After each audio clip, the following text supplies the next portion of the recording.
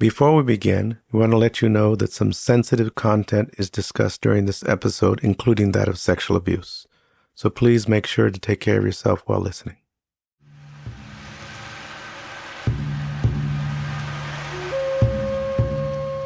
Welcome to Healing Generations, a podcast creating a dialogue uplifting the importance of healing, strengthening, and supporting our communities, and that addresses the disparities and inequities in communities of color.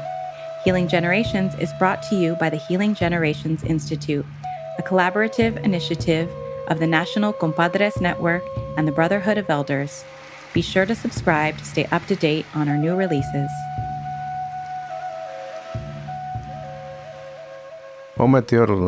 Welcome.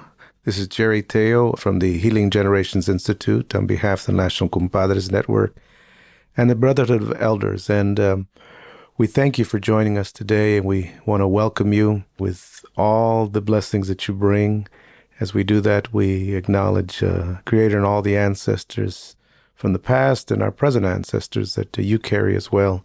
Thank you for joining us today as we continue to journey on this path to heal generations. And what that means is really to lift up the medicine and the blessings and the teachings from all of our past journeys, and at the same time to heal the pain and the trauma and the injustice and everything that has come that gets in the way of our sacred interconnectedness. And today we reach back to one of the episodes that we had that was extremely powerful and with many teachings and so much medicine in it. And that's from our dear sister Sujatha Baliga, that just carries so much history and stories, and in her episode just shared a great message about transformation and forgiveness. And so we want to offer that to you today as just a reminder that we're all on this path for transformation. We're all on this path to healing, and we're all on this path for our sacred interconnectedness. Please enjoy. I'd like just to invite you to just take a deep breath, and wherever you're at, just ground yourself. You know, we honor those people of the land that you're on. Wherever you're at, just take a moment and just, acknowledge them and the spirit that is still there. You know, I want to acknowledge all of your ancestors, all those that you know and don't know, but that live within your spirit today, all those that have sacrificed and done so many things to allow us to be here, have struggled, and some of that struggle and some of that pain is still with us today. So we want to invite those ancestors in to guide us, to guide this conversation today. But also, if they need to heal anymore, then they can come and join us in that journey too, because it's an interconnected journey. But I want to thank you if this is your first time, if you've heard us these discussions before, then really it's just part of a ceremony. We just come here and gather and share, talk and see where it leads us, and we all do it in a good way to offer blessings to all of you that way. And, very, very pleased and honored today to have just a good friend of mine, a sister, a leader in our community, a wisdom keeper who has done so much for so many people, is an example of that, of those blessings, of that generational wisdom that comes. She's also, a lawyer, and is co-founded an organization that's focused on restorative justice, restorative practice. But she does so much more for so many people, guides people, and really tries to bring healing to the world in the best way. And so we're very, very pleased. I'm very pleased to invite and have with us Sujatha Baliga today, who has so much to share. And I want to just welcome you and give you the opportunity to greet the people that are listening. Thank you so much, Jerry. And it's very humbling to hear you say these things. I am trying to grow into being the things that you are saying more and more every day. And I think my greeting to people listening is just thank you. Thank you for showing up. Thank you for showing up for this conversation between myself and such a wonderful person who I've learned so much from over the years in so many different contexts. And thank you for just showing up. Thank you for showing up in the world today. Thank you for waking up and for getting out of bed. Or maybe you're still in bed. But thank you. Thank you for opening your eyes or keeping your eyes closed. Thank you for whichever way you need to be right now in this moment today. So just thank you. Well, thank you for that greeting. And, I wonder if we could begin by just sharing a little about who you are and where you come from, your ancestors, your relatives, and all that makes up of who you are. Well, today I'll start by saying that I'm speaking to you from Berkeley, California, which is the unceded land of the Ohlone people, the Muwekma Ohlone. And so I just want to start by naming that in my current location. Feels like it's important to start with where I am right now, just briefly. And then a little bit about how I came here. So I'm the child of Sarala Baliga Ni Shenoy, and my father was Mohandas Baliga. He was born the day Gandhiji was released from prison, which is a part of why he got the name Mohandas. And our people are the Konkani people, specifically the Gaud Saraswat Brahmins of the Konkan region. We came via Kashmir in northern India through to Bihar, and then from there moved to what's called the Konkan coast, and ultimately primarily in the place called Goa, but my people are also from a town called Mangalore. And my people have a fraught history. I come from the upper caste of my community, and there's been a whole lot of oppression in the caste system. And so there's a lot that I carry there in terms of the repair that needs to be done to those who a stratified society was extremely harmful in this way. And at the same time, I come from people who kept a beautiful religious tradition alive. Very specific set of teachings. Our caste held the prayers of our ancestors, held the rituals, held all the scriptures, all the scriptural knowledge in a particular lineage, which, it's a very complex thing to carry, that mix of things. And so my people were colonized by the Portuguese, and people don't think a lot about the Portuguese colonization of India, the parts of India that were colonized by the Portuguese. And that colonization was quite brutal. It was different than what was done by the British. It was brutal and totalizing and quite violent, and was fully thorough. So whenever I'm in India and I meet tourists who say, "Oh, I need a break from India, I'm going to go to Goa," that offends me quite deeply, because what people are saying is I need to get where it feels more European, because my people have forgotten who they were.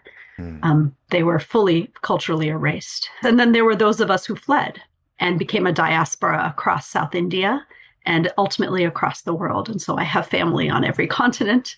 And the Portuguese were not driven from India until the 1960s, unlike the British who left in the 40s. So that's a little bit about my people's history, and sort of my spiritual lineage has been I'm just starting to unpack it now. But for reasons of feeling a deep fundamental disconnect on several levels with the Hinduism that I was raised with, and particularly with regards to deep confusion that I had with regard to the way in which the caste system played itself out in India, I left the faith of my ancestors and found my way to Tibetan Buddhism only 20 years thereafter to find out that some of the teachings of the Buddha were lost to the land of my ancestors, India, and were taken before they were lost by people who had studied with the Konkani people back to Tibet, where it was kept alive. And so this is a strange, circuitous way in which, having left my family and left my family religion, I ended up coming back in touch with the teachings that were lost to my own people through the Tibetan people. And so my practice now is at the feet of many Tibetan masters. And it felt like a homecoming at a cellular level that I didn't understand at that time. But in my study of Tibetan Buddhism, and in my study of law, and my study of the Tibetan system of justice prior to Chinese occupation, I started to feel something percolating in me. And as I wrote back to my friends in America who are lawyers, death penalty lawyers, one of them said to me, my dear friend Susan Marcus said, "What you're talking about is restorative justice." And so there are all these intersections that brought me to where I am. And I think, maybe I'll just stop there for now and see what you'd like to say about that, Jerry. Or No. It's interesting how that circle of life comes back to you. You know, you can think that you're going one way, and it really just kind of brings you back. You know, we are who we are, and we are part of our lineage, and we think we may escape it or get away from it, but it's going to face us. And many of those things we see in society today, those things that are out right now facing us.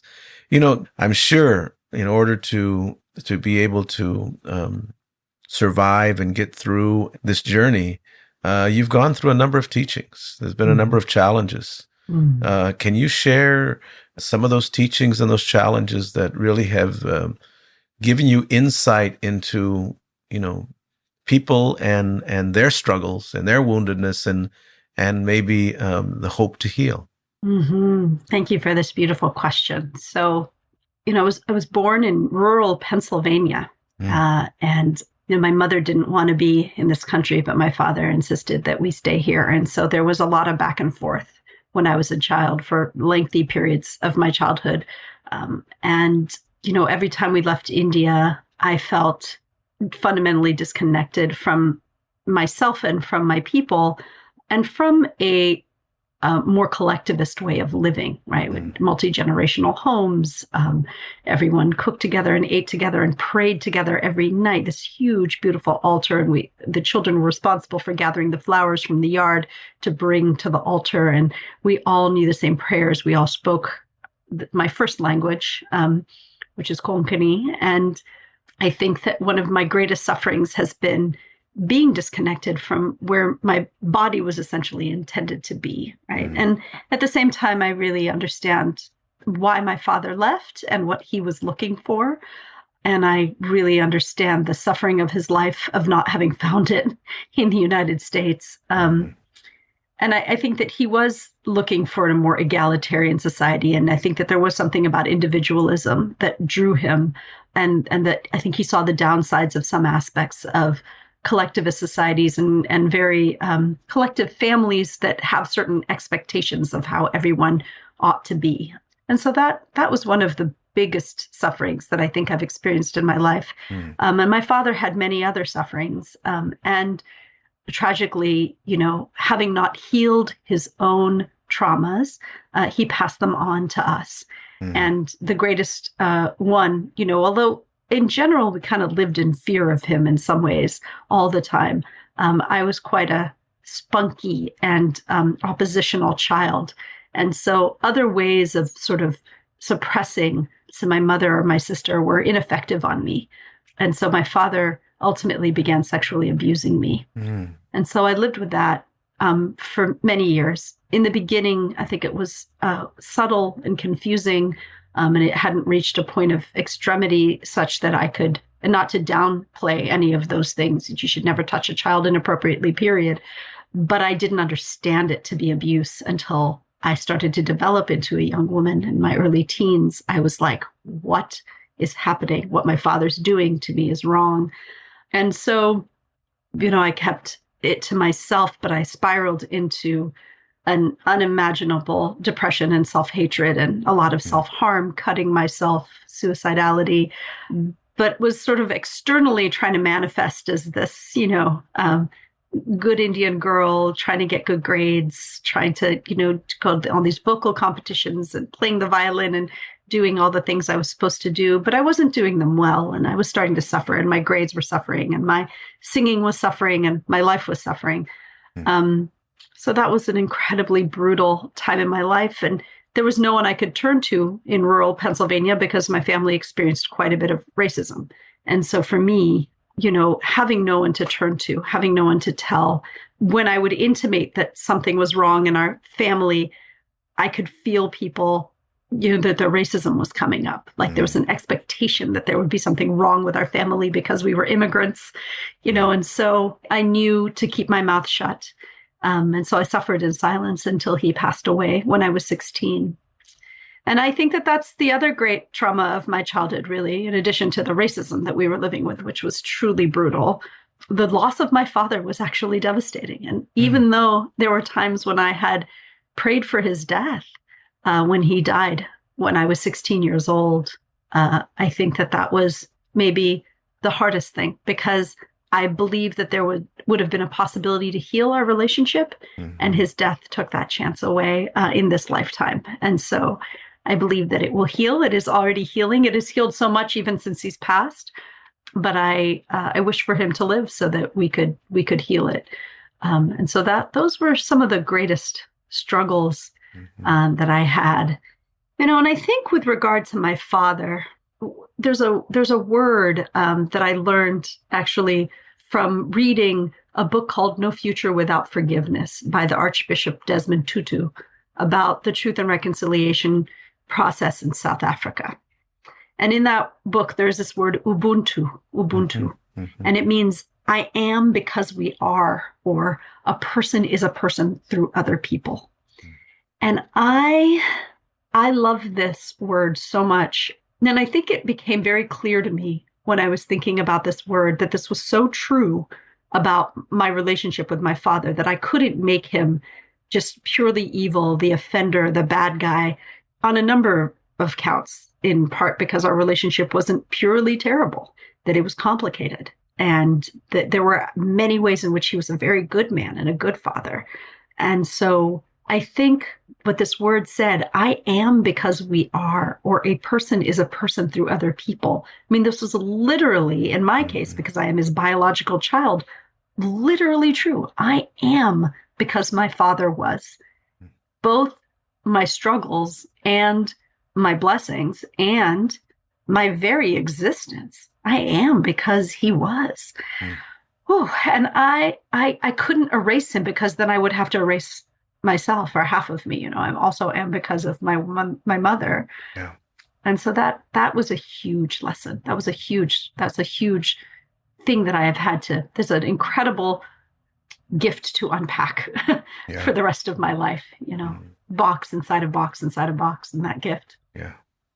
Even though you didn't really explain it, I really feel that the multiple dimensions of your life, of your lineage, of your faith, of the work that you've done, allows you to speak about your father and the challenges in a very different way than I've experienced, because I've worked with victims of sexual abuse before, and I know that it's extremely painful to even talk about it, and so I also feel, as you were talking, this deep sense of grace that you have been able to transform the woundedness into a teaching, so much so that you could see the blessings in your father. And to me, that's a huge lesson for the world, because we tend to live in a world that categorizes good or bad. If you're a perpetrator, you're bad, and in racism we do that. We categorize people, we throw people away, we lock people up, we victimize them, all of these things that But your journey and the work that you've done, and internally and externally, then really brings to light hope for that path of true healing. True healing where that acknowledgement of the interconnectedness of all of our journeys. I wonder if you can talk a little bit about that, because I think it's I'm sure there's some complexity to that, and how does your faith, how does your spirituality, how does your practice, how has that helped you with all of this? Thank you. I guess I did skip some steps there, right? And I think it's really important for the survivors listening that there's nothing in what I'm saying.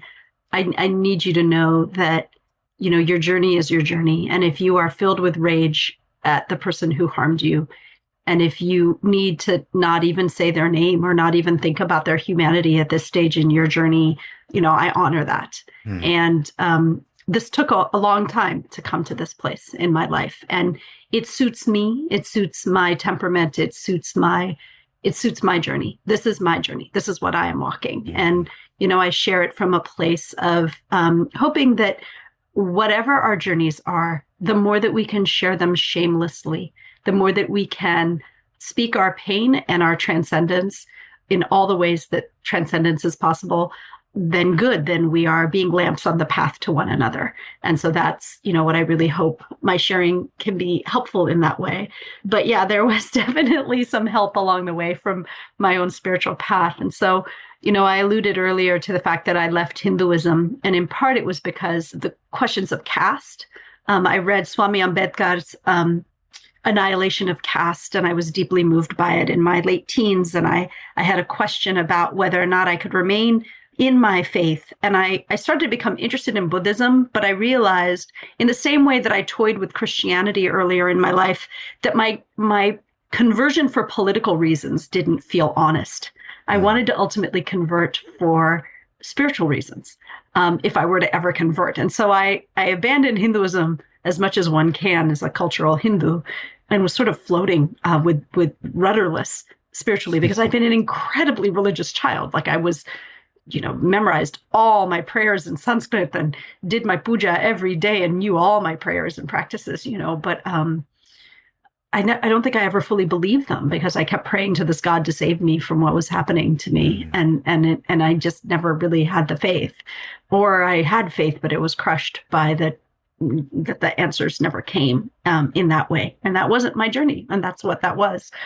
So I worked for years, starting as soon as my father passed away. I started getting trained in rape crisis and domestic violence. And I just turned my life towards victim advocacy. And I spent many years in that.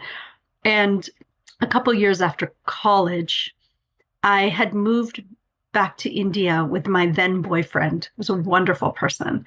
And he had, as a young man, when he was 16, he started going to Calcutta to work with missionaries of charity and to help people who are suffering from leprosy die with dignity.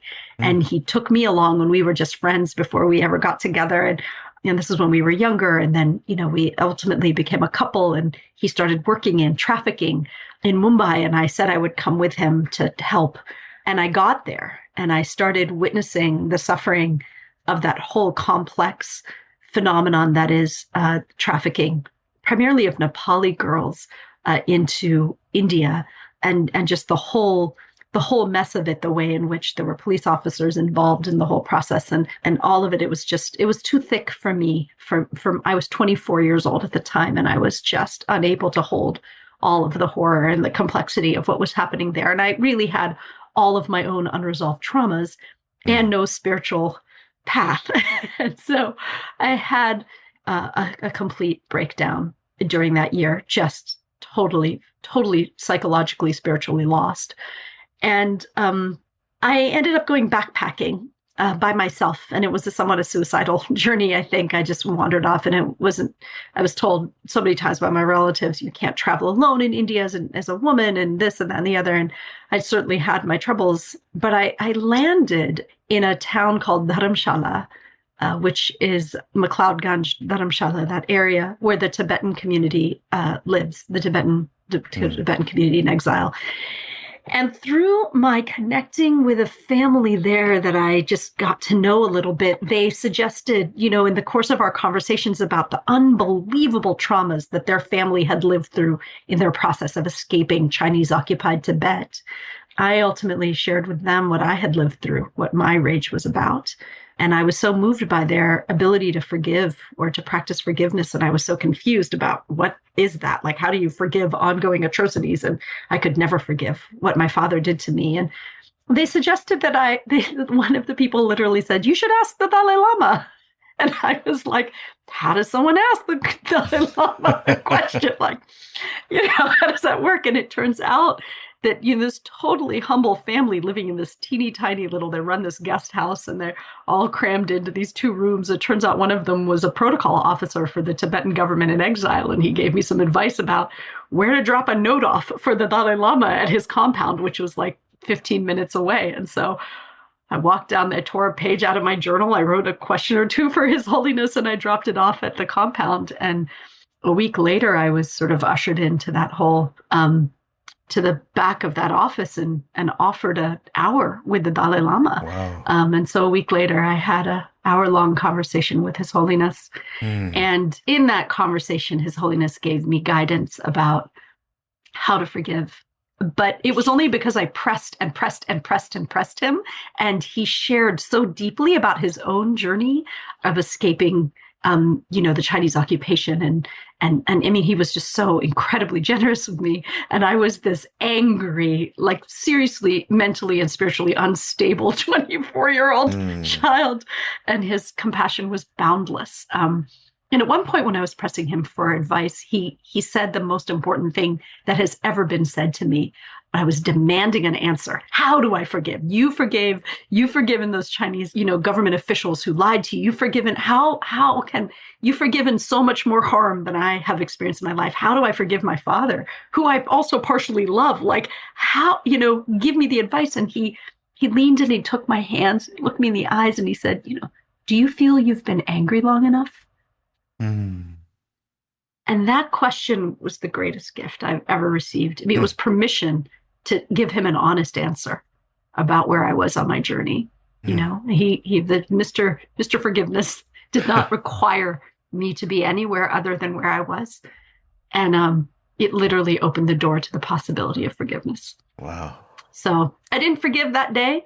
I did follow His Holiness's advice. And the first piece of it was to meditate.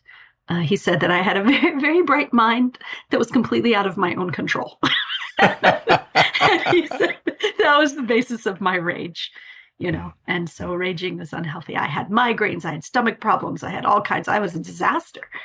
And he said, you might want to try meditation. And so I began my journey through that. I started going to 10-day silent meditation retreats, and I've done so many of those now. And then I ultimately took His Holiness as one of my gurus, and I have many Tibetan masters who I have this incredible blessing of having access to them and having been guided by them for 20 some years now. And it is through my Buddhist faith that I am able to do anything that I do today, my daily practice. Ideally, most days, almost all days. I have a puppy now, and I also have a child. And so that makes 5 a.m. meditation sometimes difficult. Prayer and practice every day, 5:30 in the morning. And sometimes I go back to bed. If I get up early enough, I can get all my prayers and practices done before my family is awake, and then I can get back into bed and then get up at the beginning of the day with my son and help him start the day. So, wow. That's amazing. It's profound. It kind of makes me think about in our native tradition how when people are wounded, they say that you must call your spirit back, because it's been embraced by a wound of somebody else. And so you must call your spirit back, ground it. Who are you really? You are not your wound. You are not what has happened to you. So that meditation, that prayer, that ceremony of calling your spirit back to be grounded, to be whole, to be holy, to be sacred, to be a blessing is what you're describing. And I think in what many indigenous communities we call to, and it's very different in Western society because the focus becomes the wound, the focus becomes the target, if you will. And what I hear you describing is the Dalai Lama asking you, okay, if you're here and that's where you need to be, then be there. But if you're ready to transition, and I know even you're talking about your body. I know when we're doing meditation or guiding people, we say, are you ready to give your body permission to release this, to let go? Because if you're not, it's going to stay. If you're not ready to let your body relax and say, okay, it's okay to drop your shoulders. It's okay to release that anxiety there. If you're not going to give it permission, it's not going to go there. And so that, what a beautiful teaching, what a beautiful teaching that you receive and you live and now you share with other people, and so thank you for sharing those intimate, parts of your journey, I wonder if you could talk now about how that has impacted your work, because you've done amazing work, all over. But you mentioned restorative justice and restorative practice, but really that's really about healing, right? And I wonder if you can talk about that, because I think, when people think restorative justice, they think of certain ways and certain, formulas and curriculum and all of that. But I know your work is a whole different, comes from a different philosophy and level. So can you talk about that a little bit? Sure. I mean, I think that a part of my work comes from being a public survivor, right? And I think that predated my connection to restorative justice. In a sense, I've been speaking, publicly for some time about my own journey to healing and to letting go of my rage.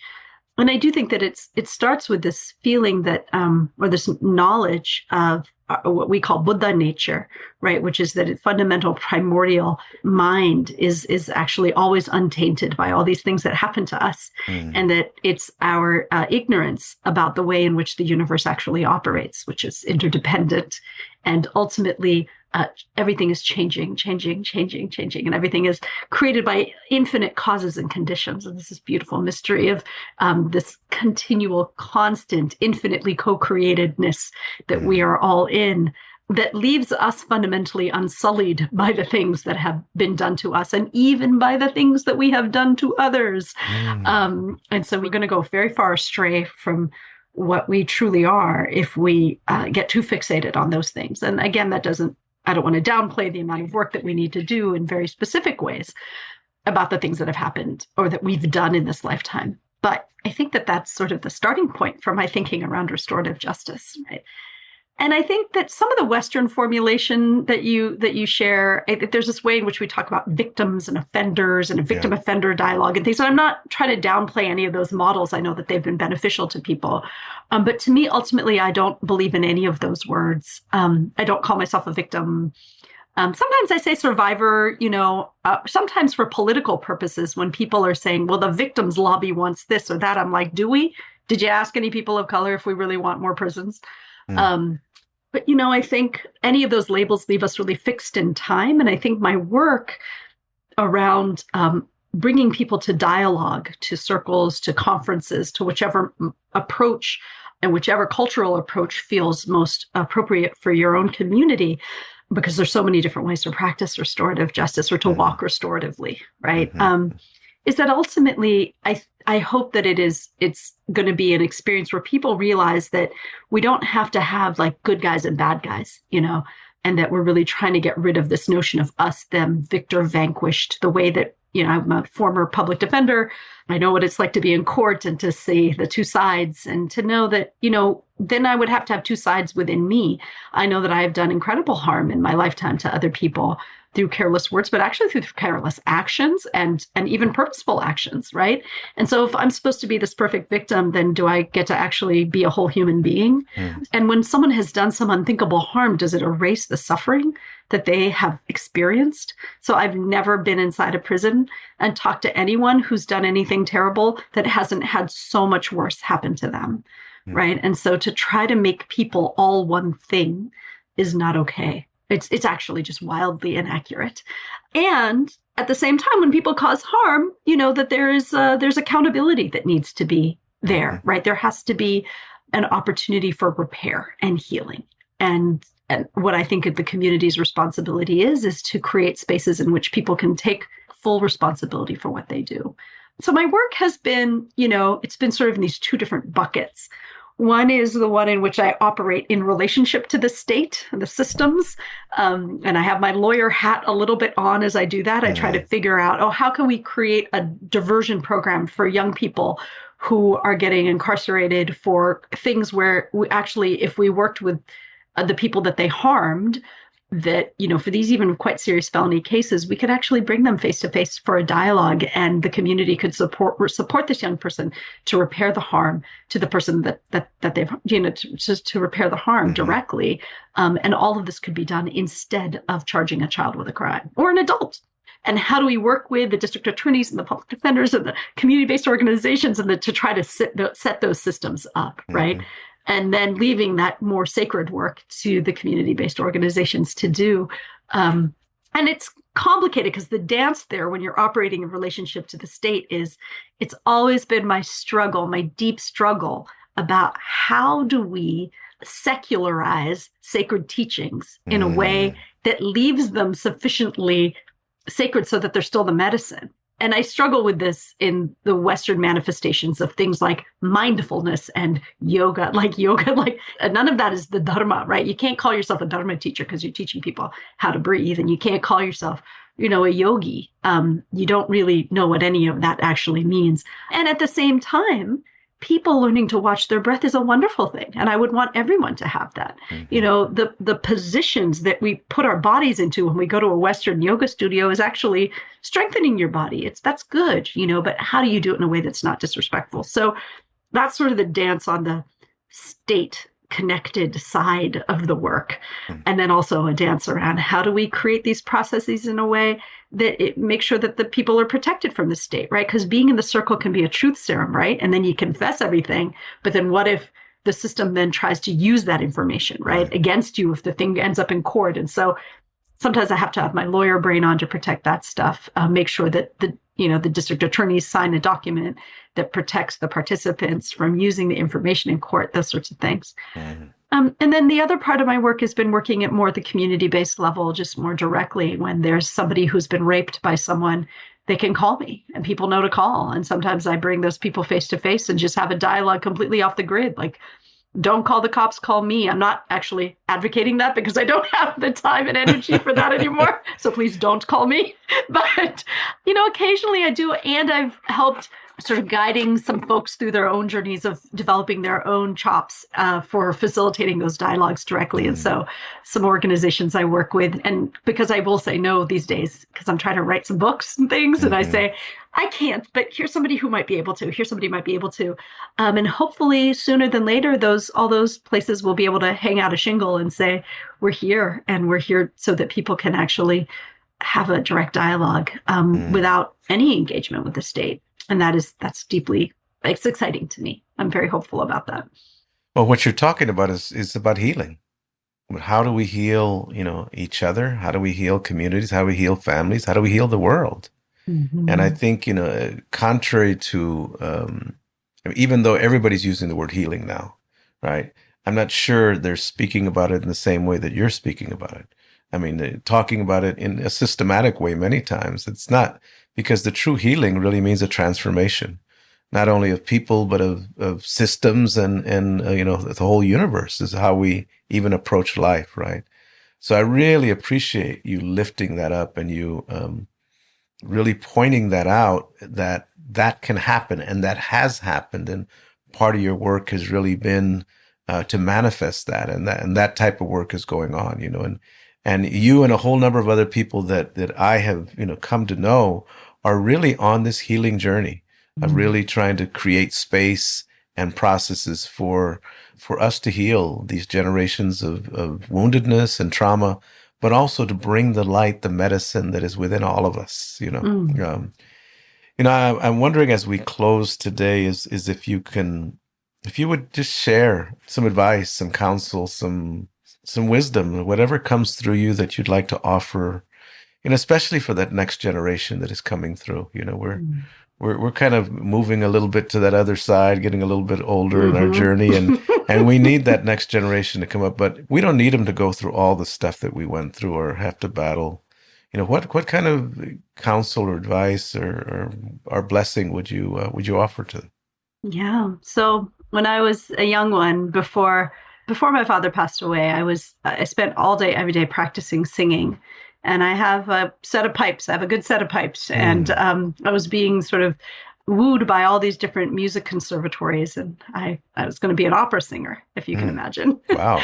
And so what happened was, because of my coping mechanisms, I started to damage my voice, I think. And I also started speaking a lot lower, not in my own voice, what's the natural register for me. And I was sort of doing damage to my voice and partying and things. And so I wasn't sure. And I also wasn't sure about being an opera singer. Like, it just didn't sit with my soul. It didn't feel like it. While I had the skill for it, the music didn't speak to my soul. I wanted to learn Carnatic music, South Indian music, what my mother sang. But again, I was quite dissociated from those things. So I remember writing in my journal that I kind of wanted to stop the suffering of the world, and I didn't know how, and I didn't think being an opera singer was it. And I was deeply tortured. Should I quit? Should I go to college? Should I study this? Should I study that? What should I do? And I had I found it a few years ago. This is my 16-year-old handwriting saying, it doesn't matter what I do, as long as I am either eradicating suffering or creating beauty. And I thought, well, that's a very sweet thing, for a 16-year-old, 17, I think maybe it was when I wrote that. But also that's not, that there's something now that I see that those are actually the same thing. Like, the world is beautiful, and anytime you're eradicating suffering, you're uncovering the beauty, right? And anytime you're creating beauty, you're alleviating suffering. Wow. And so you're good. And Wow. so what makes your heart sing? What makes you get goosebumps? What makes you feel like you are really heart, mind, and soul aligned? And don't feel like you have to leave any of those things out, right? I found my way to work and to wonder and to awe, and that I'm at 50 in a couple months, and I still feel awe and wonder, the sense of not knowing something and feeling excitement about what's around the corner, and that's both in my work and in my parenting. And so really just allowing yourself to feel sort of the security in the groundlessness of not knowing what's around the corner, and just listening to your body, listening to your mind and your soul and your heart and all of it, and letting that congruity, where you feel that clicking together, that congruity. And then you can just check, like, is this eradicating suffering, creating beauty? Is this good? Let's go. Let's go, keep going in that direction.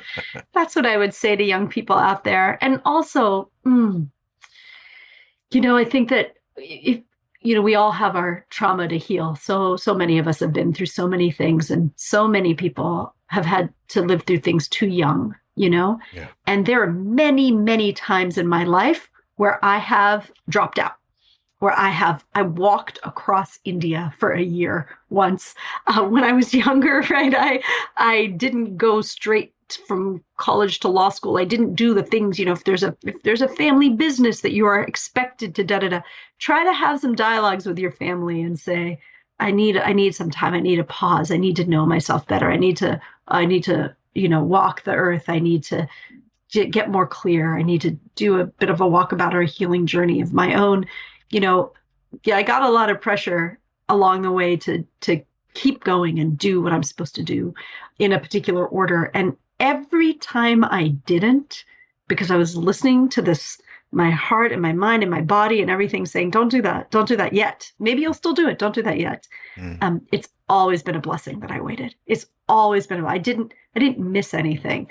After all those years of stopped practicing law, I found my way to restorative justice. I can't tell you how many times people have said to me, what are you doing? Like, why'd you bother going to law school? Why'd you bother this much?